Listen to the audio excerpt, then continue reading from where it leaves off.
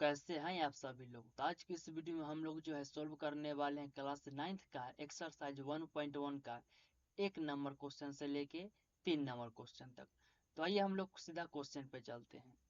तो हमारा बुक जो है यही बुक है, इसी को हम लोग आज सोल्व करने वाले हैं एक्सरसाइज 1.1 को। आप लोग को यहाँ पे दिख रहा होगा एक्सरसाइज 1.1। और हाँ, एक बात और याद रखिए कि हम यहाँ पे क्वेश्चन लिखेंगे नहीं, आप लोग किताब लेके बैठेंगे। और तो हमारा एक्सरसाइज 1.1 का 1 नंबर क्वेश्चन का कहना है, क्या शून्य एक परिमेय संख्या है, क्या इसे आप p/q के रूप में लिख सकते हैं।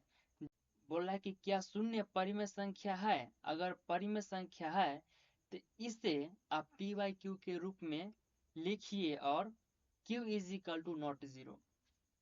तो हम लोग इसका आंसर में लिखेंगे 1 नंबर क्वेश्चन का आंसर यानी कि उत्तर में हम लोग क्या लिखेंगे कि हाँ शून्य एक परिमेय संख्या है।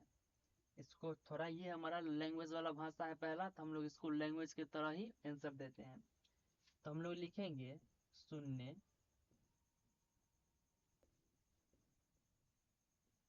परिमेय संख्या है, इसे p/q के रूप में लिख सकते हैं। इसे क्या होगा, इसका एग्जाम्पल हमारा ये होगा कि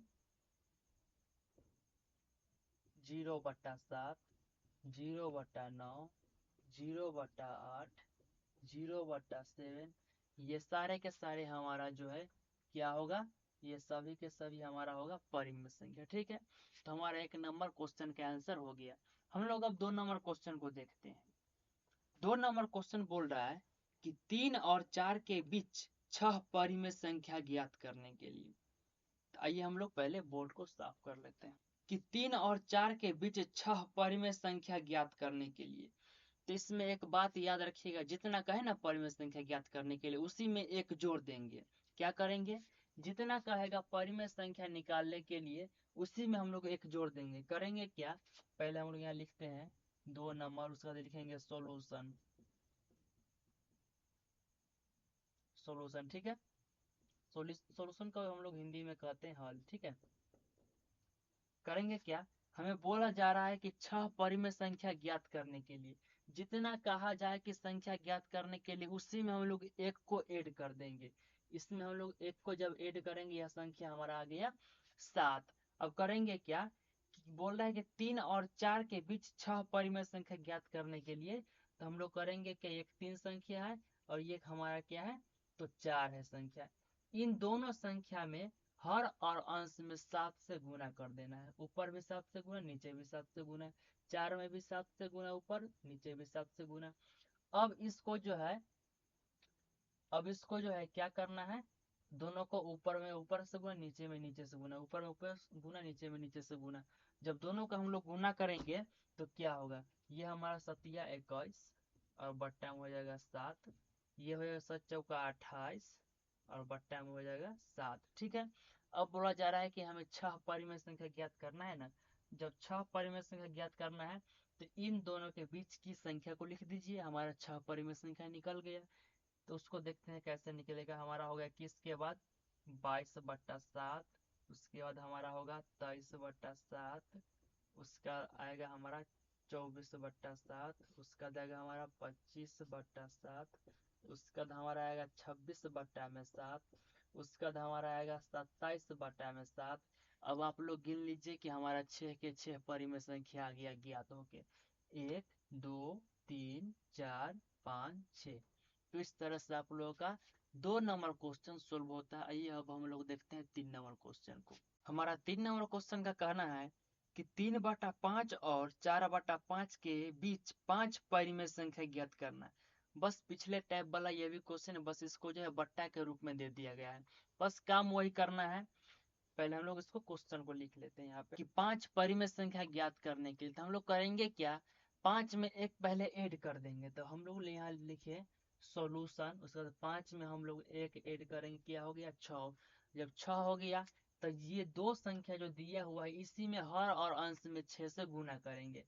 तो हम इसके हर में भी 6 से गुना, इसके अंश में भी 6 से गुना, इसके हर में भी गुना 6 से, इसके अंश में भी 6 से गुना। अब यहाँ पे हमें कुछ कटाना नहीं है, अगर कटा देंगे यहाँ पे, जैसे में देखिए यहाँ पे हमारा कुछ कटा, ये 3 ये 6 हमारा कट रहा है, यहाँ हमारा 6 और 4 कट रहा है, यहाँ अगर हम कटा देंगे तो हमारा मामला गड़बड़ हो जाएगा। इसीलिए हम इसको कटाएंगे नहीं, हम लोग इसको यहाँ से डायरेक्ट गुना कर देंगे। गुना ऊपर से ऊपर नीचे से नीचे गुना कीजिए। 6 18, ये हमारा 18, नीचे में 6 5 30, और यहाँ लिख देंगे। उसके बाद हम लोग इसको नीचे से नीचे ऊपर से ऊपर गुना करेंगे। 6 चौका 24 बट्टा में 6 5 में 30। अब इन दोनों के बीच की 5 परिमेय संख्या हम लोग को निकाल के रख देना है सामने, बस हमारा आंसर हो गया। आइए हम लोग देखते हैं उसको। ये 18/30 है, तो हम लोग अब लिखेंगे 19/30। उसके बाद हमारा आएगा 20/30। उसके बाद आएगा हमारा 21/30। उसके बाद हमारा आएगा 22/30। उसके बाद हमारा आएगा 23/30। अब आप लोग गिन लीजिए, हमारा 5 परिमेय संख्या आ गया निकल के, 1 2 3 4 5 आ गया निकल के। तो इस तरह से आप लोगों का 3 नंबर क्वेश्चन भी सोल्व होता है। का ध्यान से 4 नंबर क्वेश्चन क्या कर रहा है। 4 नंबर क्वेश्चन का कहना है कि नीचे दिए गए कथन सत्य है या असत्य है, कारण के साथ अपने उत्तर दीजिए। इसमें बताना है कि सही है कि गलती है। नीचे में 3 हमें क्वेश्चन दे रखा है, तो हम लोग देखते हैं पहला क्वेश्चन क्या बोल रहा है।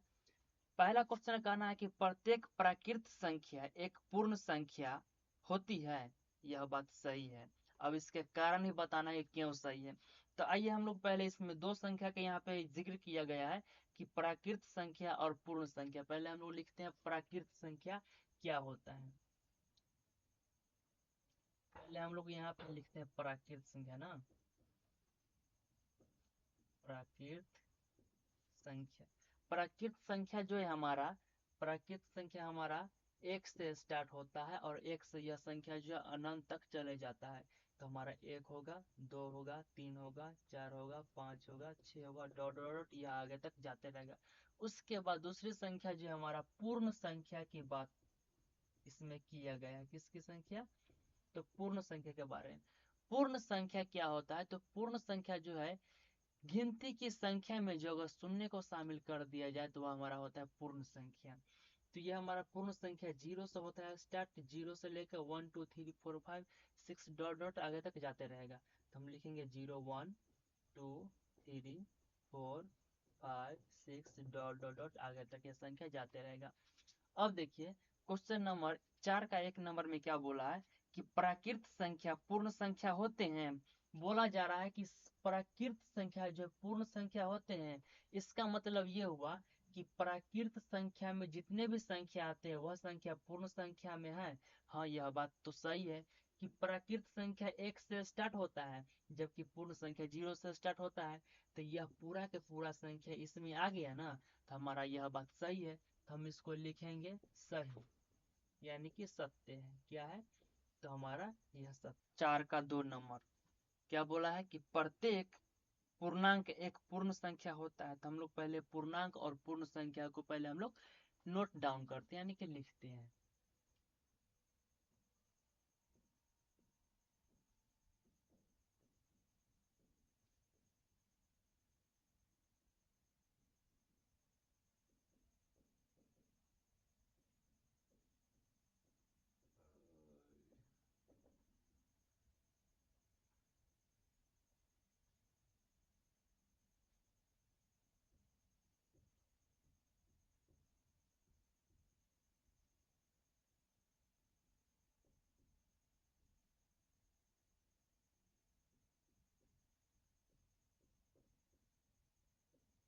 प्रत्येक पूर्णांक एक पूर्ण संख्या है।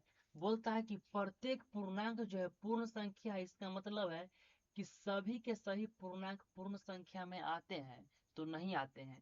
देखिए पूर्णांक संख्या में हमारा माइनस वाला भी संख्या है, जीरो भी है, प्लस वाला संख्या है। जबकि पूर्ण संख्या में हमारा जीरो तो आता है, प्लस वाला संख्या आता है, लेकिन माइनस वाला संख्या हमारा इसमें नहीं आता है। तो यह बात जो है क्या है? तो गलत है। इसको हम लोग लिखेंगे असत्य। क्या लिखेंगे? तो ये जो है बात गलत, इसलिए हमारा क्या होगा? यह जो है असत्य होगा। क्वेश्चन में कहना है कि प्रत्येक परिमेय संख्या एक पूर्ण संख्या होती है, यह बात भी गलत है। बोला जा रहा है कि प्रत्येक परिमेय संख्या पूर्ण संख्या होता है। पहले हम लोग यहाँ पे परिमेय संख्या और पूर्ण संख्या को लिखते हैं, उसके बाद आप लोगों को समझ में आएगा। अब हम लोग यहाँ समझते हैं कि क्वेश्चन नंबर 3 का क्या कहना था।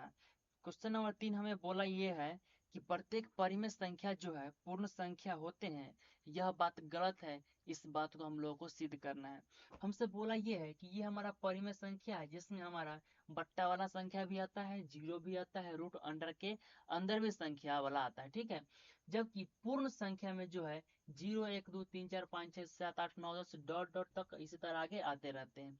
तो हमसे इसमें बोला ये है कि ये परिमेय संख्या जो है पूर्ण संख्या में आते हैं।